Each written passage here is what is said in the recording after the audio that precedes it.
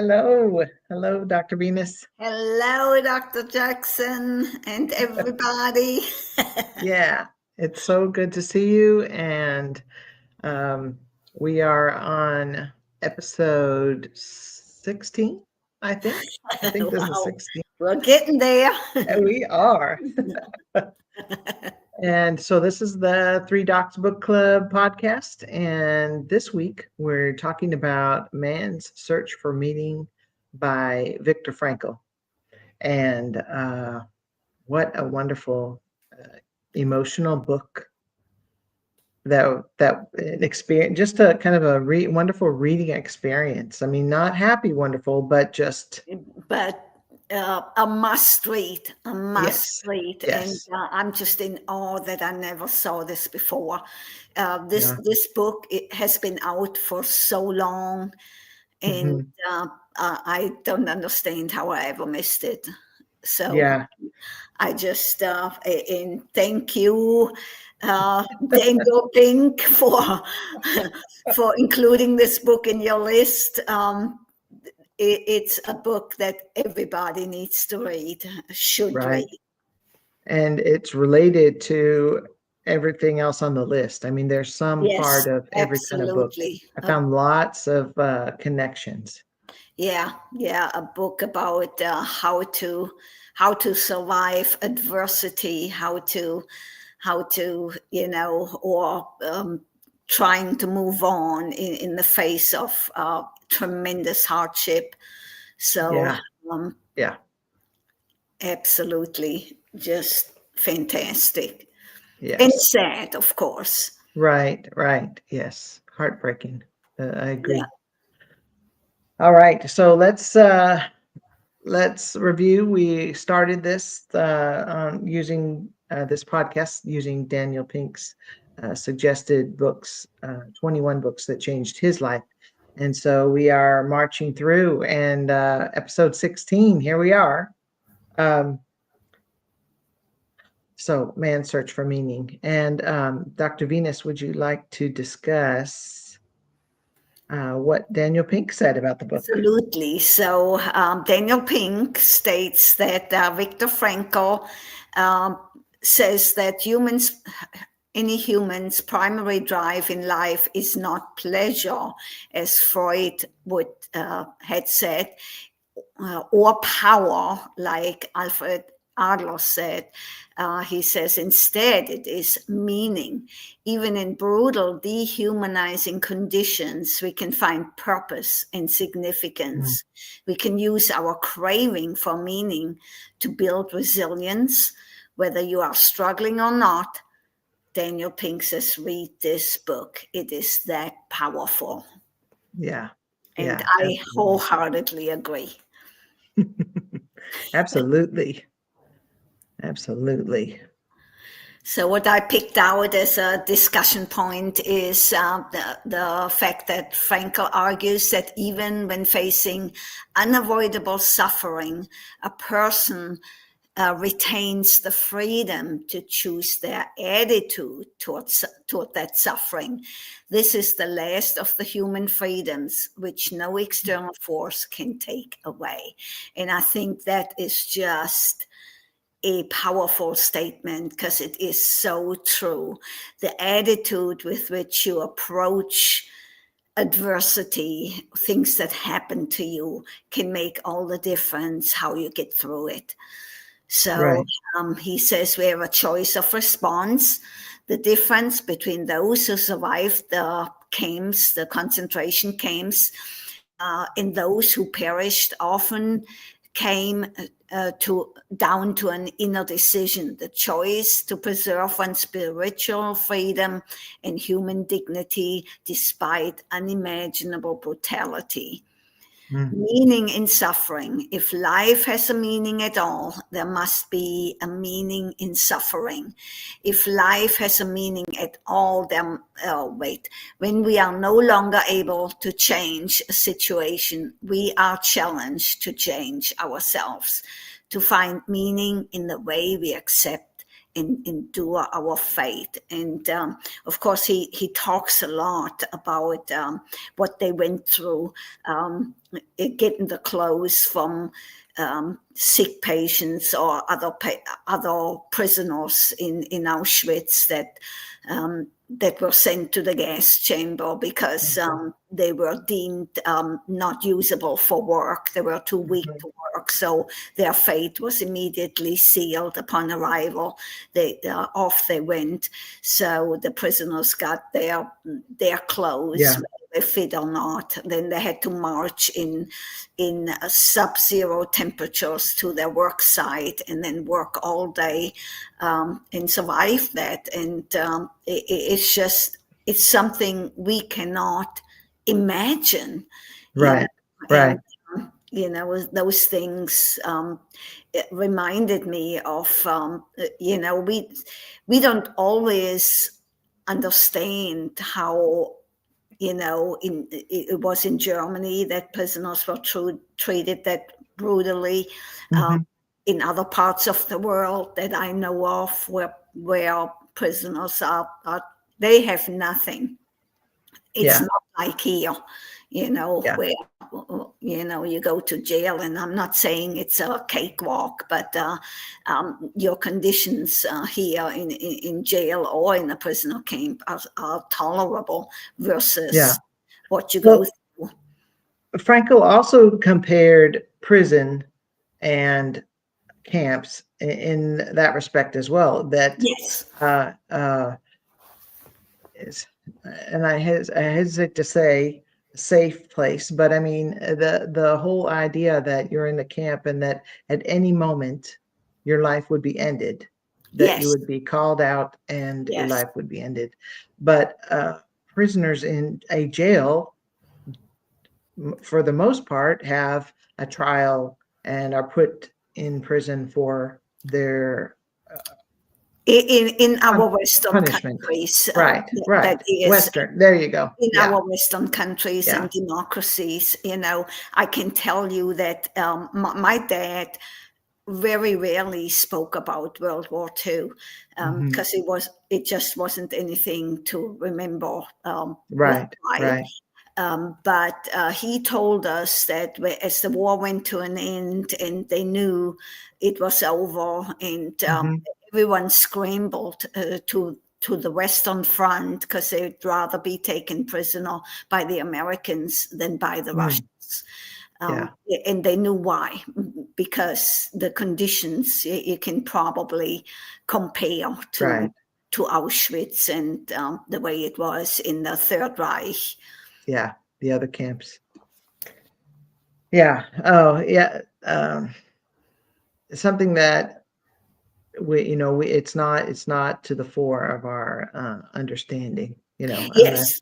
And as people get older, less and less of the stories of survivors are shared. So, by virtue of attrition, we don't remember. There's been in other centuries prison camps, and we don't remember anymore. We don't talk about it anymore. We don't know anymore. So. Okay, second discussion point. There is sufficient proof that everything can be taken away from us but one thing, the last of the human freedoms, to choose one's attitude in any given set of circumstances, to choose one's own way. So I had to say that again because that to me is just so powerful. It's something to really keep in the back of your mind, that whenever you face something that you think you can't get over with, check your attitude, find your attitude that allows you to get through it. Absolutely. That's right. That's the only thing we have control over, actually. Right. Yeah.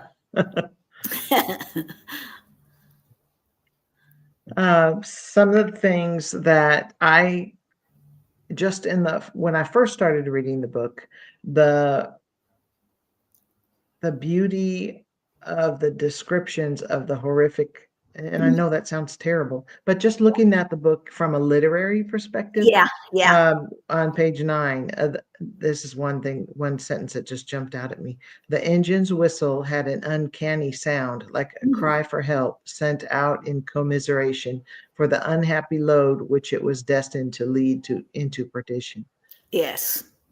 Just I thought it was almost poetic. And Yeah, yeah, the author talks about other situations and circumstances which were poetic in just in the description where a bird lands on a pile of yeah. dirt that had just been unearthed, and the bird just looks, and the little things had meaning for him, and that Yes, was I thought was just beautiful.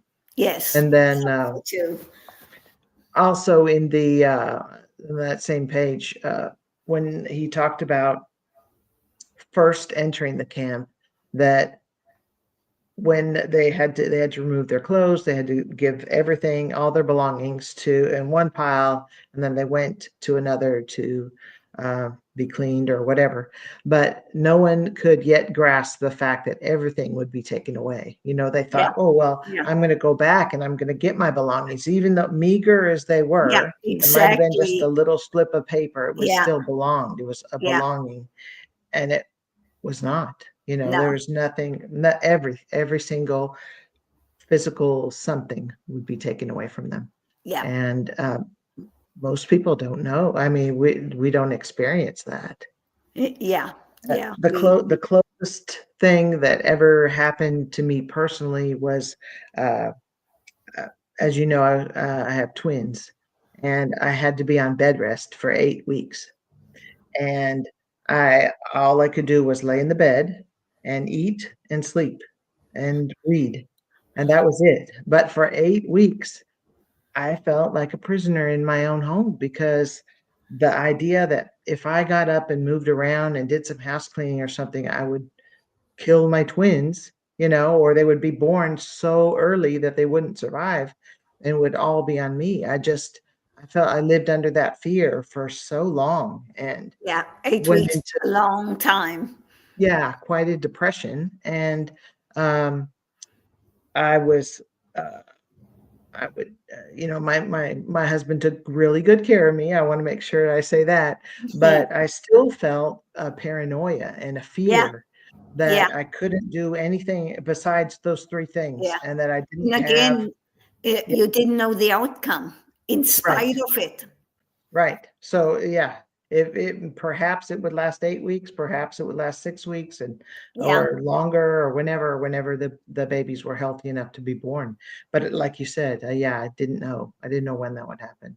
yeah, So, thankfully, everything was, ended well, but, that was probably the worst experience of my life, yeah, actually. yeah, Yeah, you just don't know. And I think the author brings that out really well. That the not knowing was the hardest part, knowing yeah, when it was gonna end or how.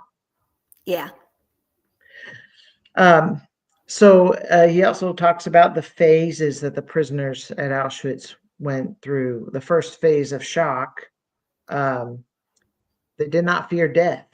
It was gonna be a good thing, it was to get them out, yeah, and then the second phase, they experienced a relative apathy and emotional death, necessary mechanism for self-defense to preserve life at all costs for some, and for some, an inner retreat. So they would be almost zombie-like to try to just one moment at a time, to get by one moment at a time. yeah, And they tried not to feel anything, um, in order to survive and defend themselves. And then depersonalization, the feeling like nothing was real.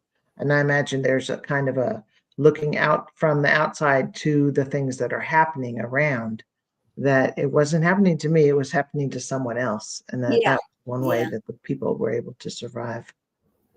And then different stages of readjustment, the numbness and then emotional breakthrough, and then bitterness and disillusionment, all these things that that they had to experience, and that even through all the suffering, it did not always guarantee a happy ending. Yeah. So the experience of realizing, when he realized that his wife was actually not alive, because in his mental experience with her, he was talking to her, and she Mhm. helped him. The memories of her helped him get Yeah. through all this terrible Yeah. experience. And so when they a lot of the disillusionment came when they realized at the end uh, that they were going through all this, and it was just in their head, that there Yeah. wouldn't there would Yeah. not be a reunion at the end of it all. Yeah, and And he also, what also was interesting to me, he compared, to those who made it. He wanted to know who are the people who, like him, can survive such tragedy, and the one versus the ones that just given up, that yeah, just yeah, uh, right, um, and they always knew, which is really hard, because he was trying to go around and tell people and save them from giving up, and it didn't always yeah, work. People would yeah, just all of a sudden not get up, um, make no effort to join him for the work detail, and just lay there and be gone within within overnight or within a couple of hours. They're just given up on life. yeah, So yeah, that was very, very, very interesting, that to make that observation, that some people just can't get there, or the majority probably just couldn't get there, because it was too the suffering was too much. right, right. And there might have been some kind of a last straw or something that they could not deal with. Yeah, like one, he had, for some reason, his religion or his faith. That was interesting to me, because in his faith, he felt that at the end of May, the war would be over and they would be released. And then when end of May came, it wasn't really true, or March. So it dragged on for another month or so, and that's when Yeah, he died, when he just said, that's it. yeah, yeah. He had enough energy and hope to last for just a Yeah, little bit longer, yeah, and that was a little bit it. It longer, was, yeah. yeah, amazing. Yeah. So, of the books we've discussed so far, found some connections, and feel free to jump in here.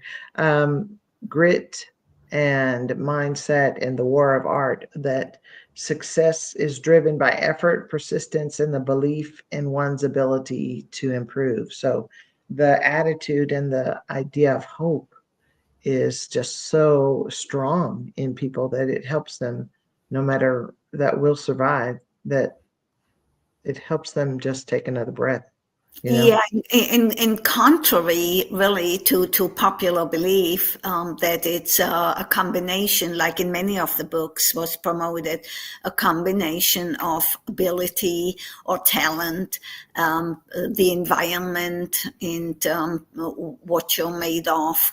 But it's up here, Yeah, what your absolutely. what your what you do with your brain, that can make all the difference. Absolutely. And then also I found a connection with Give and Take, Like, Adam absolutely, yeah. Grant text, reciprocity and generosity, which is kind of how they dealt with even the little kindnesses Mhm. that, just speaking to each other, and things like that, were showed people as givers, takers, and matchers. And a Mhm. lot a lot Yeah, was they dealt with matchers, I do this for matches. you, and then and Yeah, maybe later on, bread. you can do something for me. Yeah, and what I also liked, as he was pointing out, that some of their own fellow prisoners became brutal brutal enforcers of outrageous punishment for no reason at all, just giving the power and abusing that Yeah. power. In contrast to some of the guards that that gave them a break and did not Right. want to participate in the dishing out punishment, and Yeah. and it came through to them that they were really not buying into all of that. So, but didn't have much of a choice. So that was interesting to me too. So they're not all bad and they're not all good just because you were a prisoner. And he points that out too, that that there were prisoners that were just taking full advantage of the Darwinian, the survival of the fittest, and I don't care as long as I survive.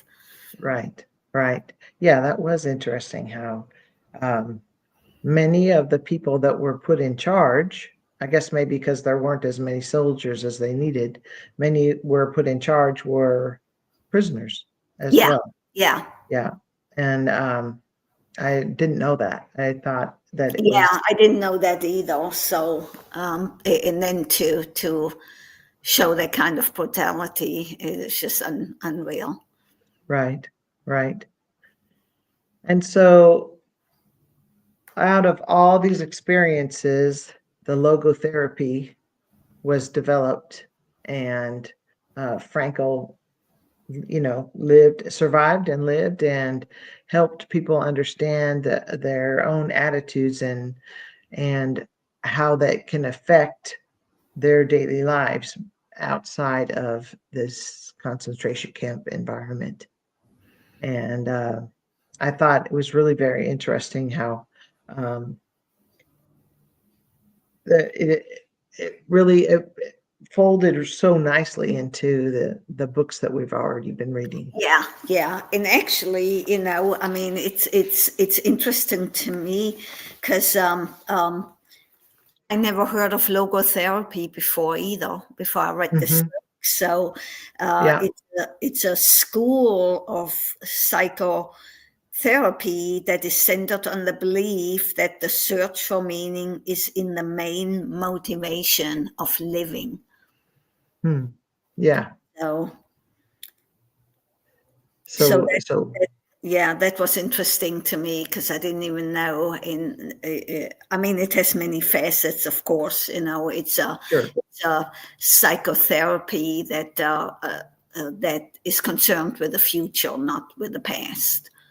Right. Yeah, that was good. I thought that was really powerful to me, because so much of what we hear is people being still so connected to things that happened to them as a child, but now they are adults, so and dwell in that which you cannot change anymore. It's over with, done. So how can you continue on? How can you improve your life now when you've got those things to deal with?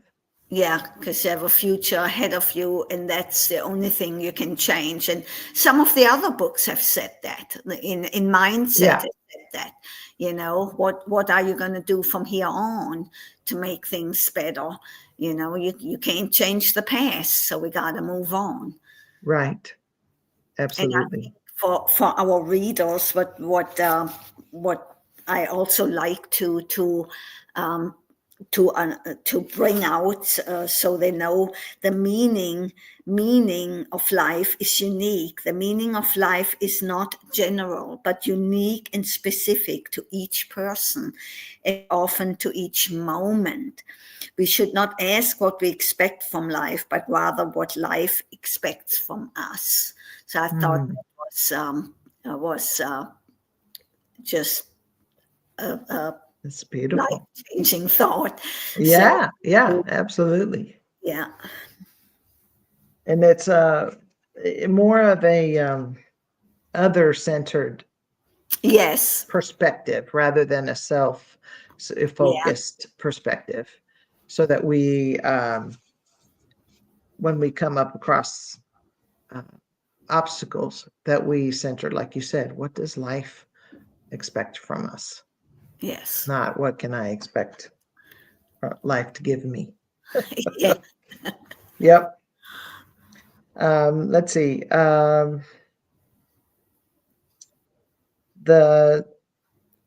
This was another quote. I didn't have room on my slide, but then this is the truth that love is the ultimate and the highest goal to which man can aspire. And then I grasped the meaning of the greatest secret that human poetry and human thought and belief have to impart. The salvation of man is through love and in love. And I think that's it doesn't just speak about romantic love, but about love of others, of Exactly. humans. Yeah. And that's just beautiful. Yeah. I Yeah. I love that. I agree. Yeah. So from the beginning of this book, it's horrific. Yeah. I mean, it's just terrible, clear descriptions of sad things that people had to go through.